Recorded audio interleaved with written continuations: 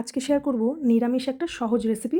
একদম বেসিক উপকরণ ব্যবহার করে কিন্তু এই রেসিপিটা কখনো বাড়িতে বানিয়ে নেওয়া যেতেই পারে। তো এখানে আমি ২-৩টে পটল আর ২টো আলু ডুমো করে কেটে নিচ্ছি। একদমই ভাববেন না যে আলু পটলের তরকারি রুটিনের। একটু অন্যরকম করেছি রেসিপিটাতে। তো এখানে আমি একটু কুমড়ো নিয়ে নিয়েছি, কাঁচা কুমড়ো। ভালো করে খোসা ছাড়িয়ে পরিষ্কার করে নিয়ে একটু গ্রেট করে নিয়েছি। এবার এর মধ্যে দিয়ে দেবো ২ টেবিল চামচ বেসন। বেসনটা না কম বেশি লাগতেই পারে। আর খুব বেশি বেসন দেওয়ার দরকার নেই। বাইন্ডিংয়ের জন্য ঠিক যতটা প্রয়োজন ততটা দিলেই কিন্তু বেশি ভালো হয়। স্বাদমতো লবণ, একটু কাঁচা লঙ্কা কুচি, কালো জিরে আর একটু দিয়ে দিলাম জোয়ান আর কাজু বাদাম আর কিশমিশ খুব ছোট টুকরো করে কুচি করে।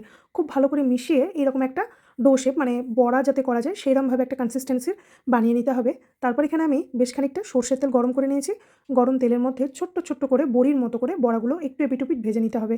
গ্যাসের ফ্লেমটা লোতে রেখে একটু সময় নিয়ে আমি ভেজে নিয়েছি।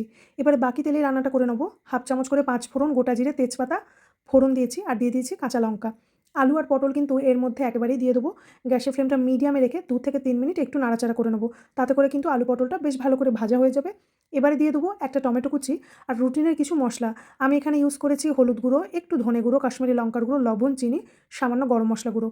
একটু ভালো করে মিশিয়ে নিয়ে একদম তেল ছাড়া অবধি মশলাটাকে কষিয়ে নিতে হবে। তো এই পর্যায়ে কিন্তু মশলাটা তেল ছাড়া অবধি কষানো হয়ে গেছে। এবারে একটু জল দিয়ে ঈষদুষ্ণ গরম জল অ্যাড করেছি। খুব ভালো করে মিশিয়ে নিয়ে আলু আর পটলটা সেদ্ধ হয়ে যাওয়া পর্যন্ত ওয়েট করতে হবে। তো এখানে আলু পটলটা বেশ ভালো করে সেদ্ধ হয়ে গেলে ভেজে রাখা বড়াগুলো এর মধ্যে দিয়ে দেবো। আবারও খুব ভালো করে নেড়েচেড়ে গ্যাসের ফ্লেমটা লোতে রেখে কিন্তু বেশ খানিকক্ষণ ফুটিয়ে নেবো। তাতে করে কিন্তু বড়াটাও সফট হয়ে যাবে আর তরকারিটাও একটু বেশ গা-মাখা হয়ে আসবে। তো এবারে নেড়েচেড়ে নিলেই কিন্তু তরকারিটা রেডি। কেউ চাইলে অবশ্যই একটু ঘি অ্যাড করতে পারেন। রুটি, পরোটা বা ভাতের সাথে কিন্তু জাস্ট দারুণ লাগে। তো রেসিপি দেখে কখনো বাড়িতে বানালে আমাকে একবার অবশ্যই জানাবেন।